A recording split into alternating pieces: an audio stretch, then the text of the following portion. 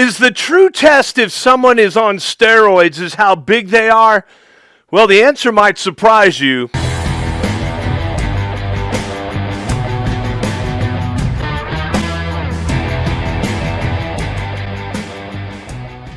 I'm Dave Palumbo, founder of Species Nutrition.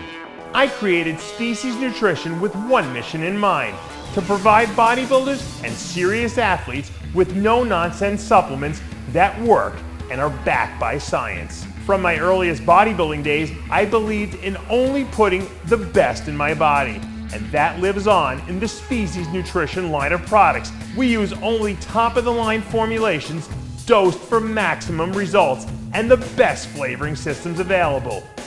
I put my name and reputation on every bottle of Species Nutrition products. If you want to be your absolute best, join the evolution.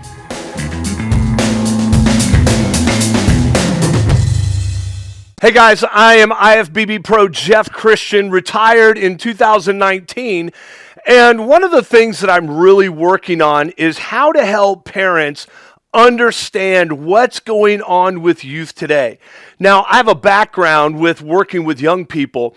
In my early years, I worked with Judge Alan Brubaker up in Kokomo, Indiana, designing alternate sentences for youth that were in trouble. Also worked as a youth probation officer and worked with youth in the private sector for over 15 years.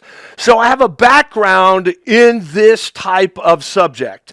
And one of the things that I think is really important is this proliferation of steroid usage with teenagers. And it's becoming really quite epidemic because of social media and the fact that we have all of these social influencers out there acting like they are not on steroids when in fact we know they are. Or at best, they're using peptides and SARMs and other things. And so what happens is our young people are seeing an unreal expectation of working out, and when they are not getting those results, guess what happens? They turn to other things to try to get the results they see on their screen. That's just bottom line. Now, you may say, Jeff, wait a second, you're a hypocrite. You were a pro bodybuilder in the IFBB. That obviously is a lot of drugs, and you would be right. As a matter of fact, I started on steroids when I was 13 years old. A friend of mine, his brother was a power lifter, and I got a full cycle of Dianabol when I was 13 years old. And that started my life as far as in bodybuilding and working out and the obsession with the body. And so today, I want to talk to you just for a few minutes about the 10 things you need to look out for if you're a mom or a dad or a caretaker or somebody that's concerned about your young person and their newfound obsession with the gym or their body or something like that, that you can look for and be able to identify and maybe get some help. Now, I want to stop right here and just say this, and I think it's super important. I love the gym. I love bodybuilding. I love fitness. I love all that stuff.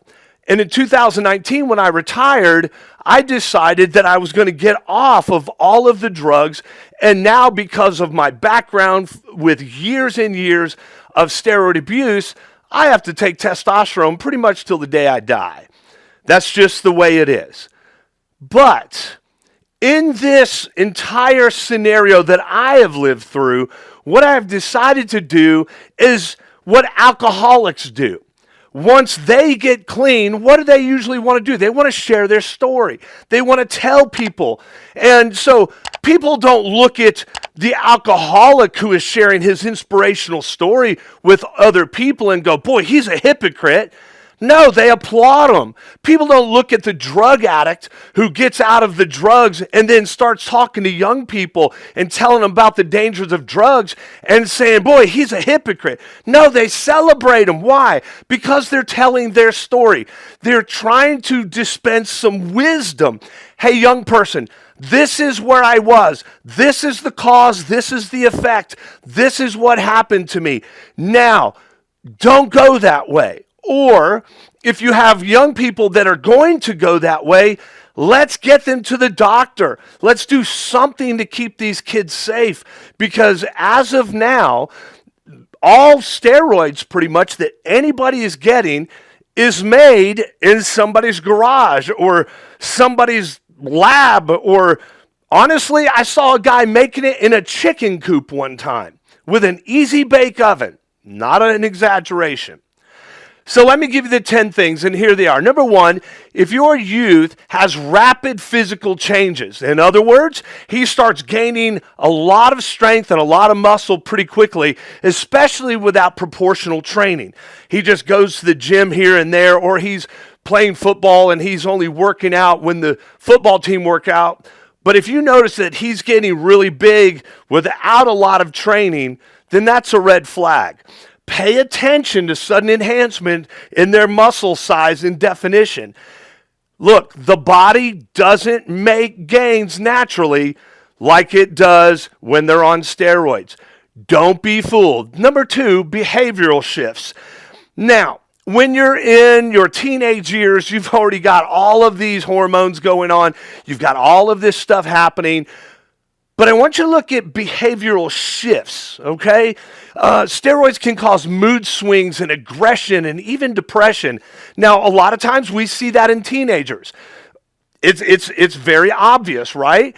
Kids wanting to sleep a lot, they get moody, they're having friend problems, relational issues, they're trying to grow up, and they're caught between growing up and being a man or a woman and still wanting to be a child.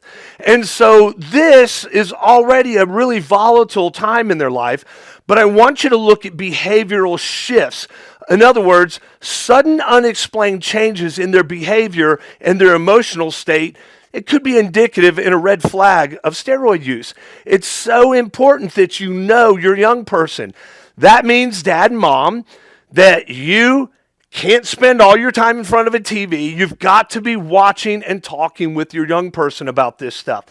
Number three, acne and skin issues. Now again, teens typically have acne issues in their teenage years, right? But I want you to look for something that's different. I want you to look for something that's out of the ordinary, a sudden outbreak of acne, especially on their back and their shoulders. That could be associated with steroid use due to altered hormone levels, okay?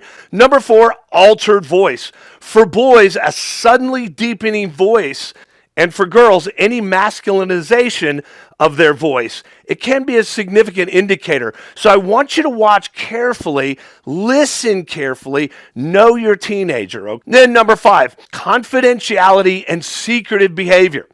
When I was on steroids at a very early age, guess what? I was hiding it all over my room. I was hiding it up underneath the mattress. I was hiding it inside the box spring, nailing the stuff back up just to keep my stuff secretive. Keep it out of view of the FBI. You say, who's the FBI? The Family Bureau of Investigation. That was my mom. I'm telling you, my mom could sniff out anything, and she found my steroids many different times. Number six, physical side effects. Okay, here we go. In males, developing breast, or what we call gyno, especially if your young person is typically overweight, he may develop gyno. If he's usually thinner and has more testosterone in his body, typically you won't see the gyno as much. Gyno, or what is called bitch tits, it's a developing of breast tissue, or looks like it. In females, it's developing more masculine features like a sculpted jawline or facial hair. That would be indicative of steroid use. Now you say, wait a second. Do girls use steroids? Absolutely. It's not as prevalent, but it does happen. Number seven, I want you to look at new peer grouping. Now, if your teen suddenly shifts to a new peer group, like athletes or guys that hang out in the gym all the time, then you might want to start asking some questions, because if they become focused on physical prowess, it may warrant a deeper look. If all they're doing is become body focused, then you may want to take a look. Number eight, excessive gym time. Now, this was me, okay? I lived in the gym growing up. I would sneak off. Mom and dad didn't want me in the gym, but I would sneak away and go to the gym anyway. But if you allow your kids to go to the gym, and I say you should, because you want them to be strong in their body and confident, an excessive gym time is more like an obsession with working out and spending an unusually extensive amount of time at the gym. That can be a subtle sign. Number 9, defensive when confronted. Now, again, teenagers, look, I roamed the earth when dinosaurs did. I'm so old now, right? But I can remember when I was confronted with things, guess what would happen? I would become defensive. That's typical for teenagers. But I want you to look a little deeper, because if they become overly defensive, angry, and sometimes uncontrolled anger, and seemingly like they just are angry all the time, then you might want to look at the possibility there could be steroids. If you have discussions about their physical changes or their workout habits, and that triggers a really defensive anger in them, then guess what? Tread carefully, because it's possible they're on steroids. Number 10, steroid paraphernalia. Now, this one you think would be easy, but typically most parents tend to overlook things. If you find vials or needles or suspicious pill packages, those are obvious. But I want you to dig a little deeper. I want you to, like I said, start looking at your credit card. Typically, teenagers don't have credit cards, but if your son or daughter does, and you're noticing a lot of these signs, then you better look at their credit card too, and look for internet purchases. If they're getting it from a local source, you might want to look at large cash withdrawals. Typically, a vial of testosterone will cost anywhere from $50 to $75, $80. But if they're buying multiple vials and they're buying pills and things like that, you could see cash withdrawals a lot higher, unless they're just buying a little bit at a time. So you want to be careful and look out for steroid paraphernalia too. Look in the trash. If you're noticing a lot of these things, look in their trash. Look out in your trash, because I can remember what I would do. I wouldn't put it in my trash in my room. I would put it inside a bag, go outside, and put it deep inside the garbage can in my parents' house. Or I would take it, put it underneath the seat of my car, next day, drive away and throw it away. Spotting these signs, guys, it can be hard, because as a parent, you may feel like you don't know what to do. But I would tell you is have an open conversation with your young person before this happens. If you notice your son is skinny and younger and he's getting picked on, there's going to be a little more temptation to start maybe going this way. If he's overweight and he's picked on, and you start noticing obsessions with social media platforms that are based around social influencers that are into fitness, and you can tell that they're using drugs, then, guys, you might want to start really having these conversations with them.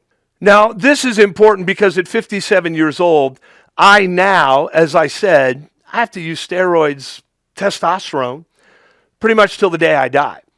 Once you cross that line and put that needle inside your glute or your leg, you've really crossed the Rubicon. And it's hard to get off it once you really start seeing the results. To me, it's just as addictive as any other drug, because it gives you a visual result, and you tie that visual result with that needle or with that pill.